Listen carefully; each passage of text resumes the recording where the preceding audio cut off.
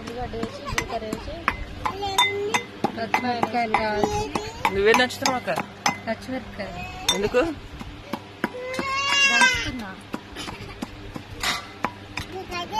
నువ్వేం చేస్తావు అమ్ములు మరి? పొట్టు తీస్తున్నావా? చారు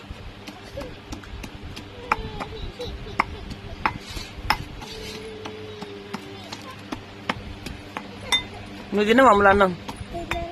తినలే? చారుతో తిందు తీయగా. నాకు కూడా ఇలా కన్నా తిన బుద్ధి కాదు. తినలే సరే. నాకు ఒట్టేపకాయలు వేస్తే బాగా ఇష్టం. ఇంకా